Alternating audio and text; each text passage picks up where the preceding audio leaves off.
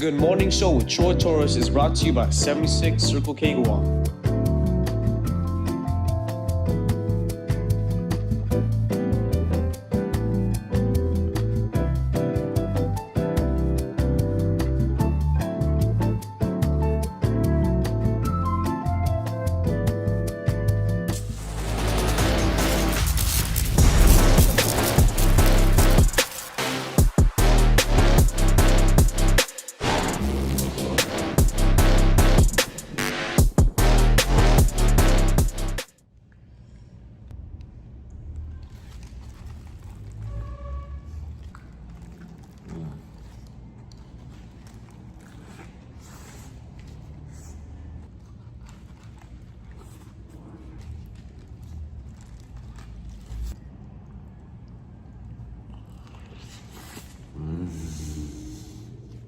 A happy Monday to you all. Good morning. My name is Troy Torres. It is now 8:06 a.m.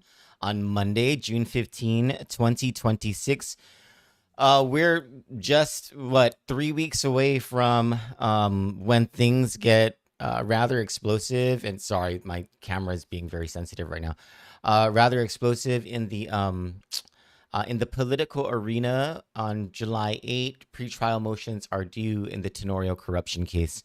And nobody knows except for the people who are preparing these motions and reviewing the evidence in the case what is going to be revealed to the public come that time. And it's possible that the filings might happen sooner than July 8, and so it's possible that news of great magnitude might start at the beginning of July. Who knows, maybe even the end of June. And then there are a couple of other things that we're watching that swirl the Tenorio corruption case, like the Alvarez case and the movements in that case and how it's connected to the Tenorio corruption case. Anyway, what a way to start the week, right? Talking about that. The week started actually yesterday, and we had a conversation yesterday about Parks and Recreation and how at a recent oversight hearing, the people at the table, the people in charge of Parks and Rec and the finances and all that, they copped up to a contract that replaced the Comfort Cuts Teaquak Cemetery contract, and it's by Property Pros. And we talked about how the Property Pros is connected directly to Joey Terlahi, the acting deputy director of Parks and Recreation, and one of the close associates and friends of Charissa and Joshua Tenorio. That's continuing coverage that we're going to have. But as we were coming out with that, the PDN's Uriah Uggan came out with a story about how Parks and Rec has not been able, how the administration has not been able to fix a nearly $40,000 a month water leak in 7.5 years. And the question is, well, if they couldn't fix a water leak in 7.5 years, what makes you think that they can complete any of the promises that they're making you right now for the next 4? We'll talk about that after we talk to Landon Aydlett from the National Weather Service Guam office about what is going on with Invest 92W. Now, this morning when I woke up, I looked at Google DeepMind, which is the AI model. I didn't look at any physics models.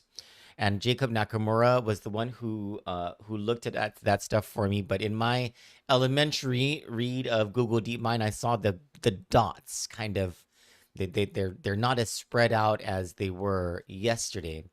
And Jacob Nakamura also told me when he looked over at the AI and the physics models that, things do seem to be getting a little tighter. And so we'll confirm this with Landon Aydlett and see if there's any further preparation that we need to make as of the reading of the weather tea leaves this morning. So we'll get to these things on the other side of the commercial break, and we'll have Landon Aydlett on the line to talk to us. Stick with us.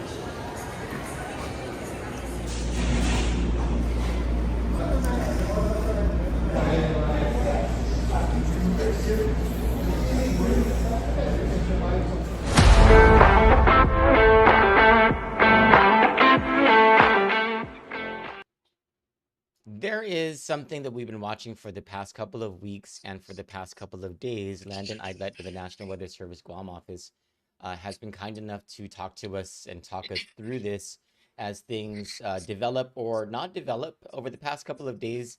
There hasn't been a sense of real urgency. I don't know if anything's changed this morning, but let's talk to Landon Aydlett so he can tell us all about it. Good morning, Landon. Good morning, Troy. How are you doing today? I'm well, thank you. How are you? I'm doing well. Definitely not exactly stressed or anxious about the current Okay. situation at hand, but that's good news. Okay, that is good news. Yeah, so we are still tracking this Invest 92W over there in Eastern Micronesia. There's been a couple of changes with this thing. It was repositioned yesterday to an area, looks like it's north of Kush, right close to 10 North or just south of Inuitak in the far northwestern Marshall Islands. So that does reflect a northwestward shift from the position we were watching over the weekend. And that was something I think I had chatted with you yesterday as a possibility, that we're going to see an area develop possibly northwest of that broader circulation that we were anticipating. The other thing that's not changed is it remains a very disorganized, weak disturbance. And as we're getting some visible daytime satellite animation right now, it just does not look healthy. And that's great news for us across Guam and the CNMI. Okay. This thing is still tracking west-northwestward, and we do anticipate it coming through the region sometime Thursday afternoon through Friday evening. But the likelihood of this being a significant tropical cyclone threat to the region, as time marches on, that threat gets less. And so again, this will be making our way to our region late this week. We do have to watch it very closely because we do have 4 days for things to happen. Just right now, it has not shown any signs of organization or development, and it still remains sub-low. That rating by the Joint Typhoon Warning Center, meaning that development is not expected in the next couple of days. So that is definitely good news for us. My recommendation to people across the islands is to still maintain awareness and to maintain a general state of preparedness, but not stress over this. Don't take a lot of actions at this point, but be ready to shift from a preparedness phase to an actions phase if we have to go that route in the next couple of days. This is good. So the options are dwindling as time marches forward, right? We're looking at the onset of something, whether it's just a disorganized weather system that brings us more rains and a Showers. little heavier winds, right? Or maybe even something like a tropical depression, but you're not looking at, it's looking less and less like anything big, right? Yeah, that's correct. And a lot of the earlier indications, especially late last week when there were some chat messages going through different chat groups on the islands, people were sharing information. There's going to be a category 4 or 5 coming through Guam in 5 or 6 days. And we were never anticipating that. That was a distinct possibility. But that was just one of many, many solutions that had no guarantees and no certainties. A lot of those stronger forecasts and the long range solutions, that was based on this thing organizing and getting started last Friday or last Saturday. Obviously, that has not happened. This still remains a very weak, disorganized disturbance. It just hasn't gotten a sweet spot to develop. And the longer it takes to start developing, the less likely we're going to have a significant event. Bottom line, do anticipate showers, some thunderstorms, and maybe some gusty winds over the islands late Thursday into Friday. Do anticipate it's possible still, we could be dealing with a tropical cyclone of some degree, but that's still open to speculation. Is it when I looked at Google DeepMind this morning and I saw the blue dots, instead of being spread out throughout the Marianas, it was instead, the spread was just south of Guam through the central island, through the center of the island. Are you seeing that with the Google Deep or the AI and the physics models, as well as some consolidation more toward Guam? Yeah, that's correct. And so one thing of note is the forecast model has been holding fairly consistent on the time frame, again, between Thursday evening and Friday evening for passage. But the forecast models, they've also been across the board, they've all been spinning something up with this. consistently, but where and how strong, that's still up to speculation. The Google model has been consistently near or south of Guam, and I think this morning's the trend has dropped a little bit farther to the south. So as I was saying on Saturday, everyone from Chuk to Mog need to watch this closely, but it looks like the trends are starting to favor possibly between Chuk and Pagan. So we're starting to get that little bit of range of uncertainty shrinking down as time marches on. But again, we're going to have to watch it closely. Again, this is not something to stress over or be anxious over at this point, but maintain really good awareness of information coming from the Weather Service, our communications, as well as any information from the CNMI or the Guam Homeland Security offices, because we will be tracking this and we will take it as a serious threat naturally. But as long as it takes time to develop and organize, that's going to be in our favor. Thank you so much, Landon. I appreciate you taking the time to explain this to us and to help relieve blood pressure and anxiety that people might have. Yeah, absolutely. We appreciate you. Is there anything else you want to add? Just to recap, stay aware. This could start developing this afternoon. It could start organizing tonight, or it could be tomorrow, or not even at all. Those are all possible solutions. There are no guarantees with the system. But again, I just can't say it enough. Be aware and keep that general state of preparedness that we preach year round for this region. Thank you, Landon. Appreciate you. Yep, absolutely. God bless you, and you have a good day. God bless. Thank you. Bye. So no frets right now, and just pay attention to whatever the National Weather Service comes out with, and we should be just fine. But you heard him talking about the consolidation of these tracks as time moves forward. This is what happens. The cone of possibilities, I think is what it's called, begins to shrink, and we begin to see more certainty in certain things. And what is certain right now is everyone just pay attention to the news coming out of the National Weather Service Guam office as they track this thing. And it could be anything from a nothing to maybe like a tropical depression or something like that. And anywhere from Guam to Pagan, he says, as of this morning. When we come back from the other side of the commercial break, I want to talk to you about a story that's in the PDN by Uriah Uggan about how we taxpayers over the past, since the administration came in, have spent something like $3 million or more than $3 million on a water leak that the administration could not fix in 7.5 years. And we'll talk about that on the other side of this commercial break. Stick with us.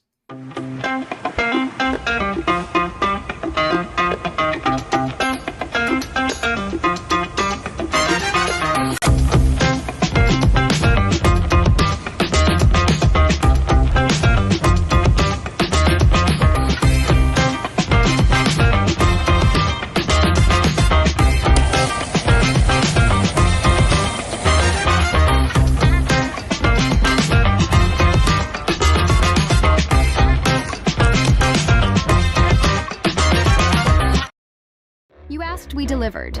Guam AutoSpot is extending our overstock sell-off with the hottest deals on island, like our 2025 GMC Canyon with $4,000 off, or slide into a brand new Mitsubishi Eclipse Cross, starting at just $24,995. September is your chance to drive big and save even bigger. Visit us today or get pre-approved online at guamautospot.com or call 478-AUTO. Guam AutoSpot, where the savings never stop.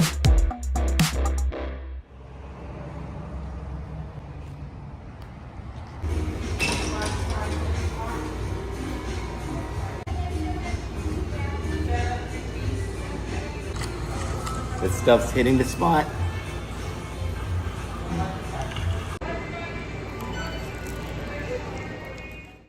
Good morning and welcome back to the show. It is now 8:20 a.m. on Monday, June 15, 2026. My name is Troy Torres. This is the Morning News Analysis, and this is the Monday News Analysis. And one of the things we're going to analyze is a story in the Pacific Daily News by Uriah Uggan. Great work to the reporter. It's titled Parks and Rec losing $33,000 monthly to EPAL water leak. Officials say solution coming soon. That's my favorite part of this. Solutions coming soon. You're not just going to fix the water leak? No, it's okay. So here's the story. A water leak at EPAL Beach Park is yet to be resolved after at least 7 years and is costing the Department of Parks and Recreation about $33,000 a month or $396,000 a year. Wait, hold on. Let's just math this out, right? 396,000 times 7 equals $2.772 million. Let's just add $200,000 because half a year is gone, so it's 7.5 years. So plus 200,000 equals 2.972 million. $3 million. $3 million that we taxpayers are paying for a water leak that the Department of Parks and Recreation could not fix in 7.5 years. Acting Deputy Director and Parks Police Superintendent Joey Terlahi told senators that the leak has not been resolved, but DPR has taken steps to address it. What steps? When there's a leak in your house, you know the step that you take? You call the plumber. Or, you know, whoever. If it's not a plumber, you call someone who knows how to do the plumbing, and maybe you pay them, maybe you feed them. I don't know. And you just get the leak fixed. It's not... like, when these officials say this in these hearings, I wish senators would be like, wait a minute. This is a leak. What are these steps that you're taking to address it? And how did these steps take 7.5 years? Like, why 7.5 years? There are some issues, granted, right? It's not as simple as you know, you have a leak at your house and you call someone.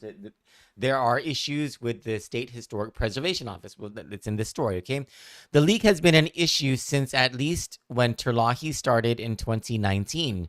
Terlahi said he expects to meet with relevant agency partners, including Guam Waterworks Authority. Well, they provided the water and the bill. Guam Visitors Bureau, they're right above. State Historic Preservation Office, because it's on public park and and it's Tumon, so there are burial ground issues and all that stuff, right? Soon to discuss potential solutions after 7.5 years. As of Tuesday's hearing, Parks and Rec said only GWA had responded to Terlahi's letter and confirmed a meeting. This is weird because the State Historic Preservation Office is under the Department of Parks and Recreation. Just F to the Y to the I.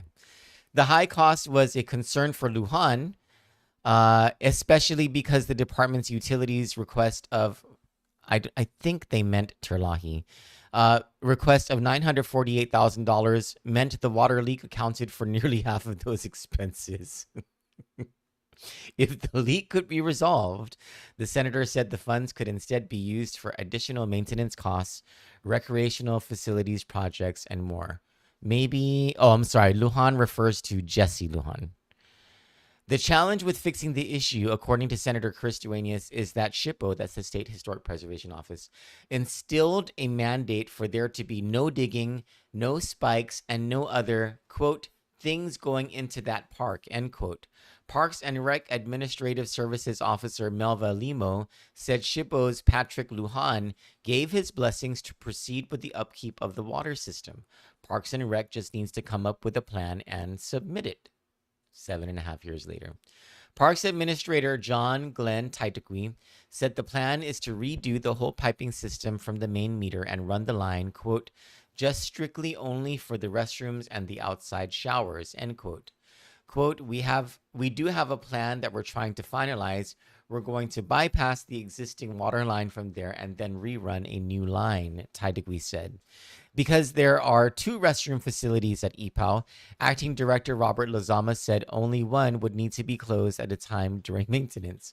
Lozama Lizama said there should not be any issues once Parks and Rec is ready to move forward, because then at least part of the ground had been dug up before to install the pipes that are currently there.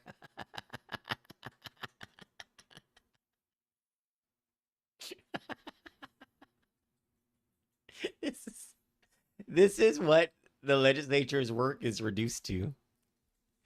Having to oversee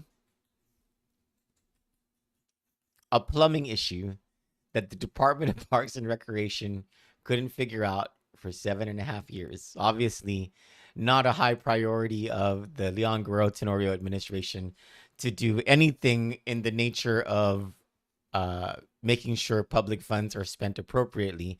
I mean, everything from PUA to brothels to now plumbing.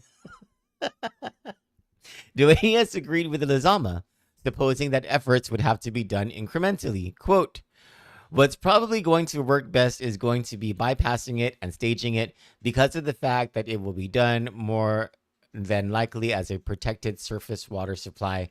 That will have to be designed, but I'll tell you what, that'll be a world of difference. Yeah, like a $3 million world of difference that's now like crying over spilled milk because we spent all the money on wasted water. Officials also said there are other leaks at Fish Eye Marine Park and Matapang Beach Park. However, Tidegui said the leaks are minor but repairable compared to EPAL. Parks and Rec also needs to redo the piping at other beach sites such as Ipan Public Beach, Tidegui said. This is absolutely bonkers and ridiculous. Like, you just think about all the things that are wrong with our government. You cannot get a driver's license efficiently. The online systems break down.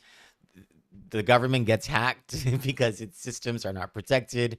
The process of getting things done at different agencies, if you are a customer with something to do, like maybe you need a permit somewhere or you need some sort of license, or it just takes forever. The systems are antiquated.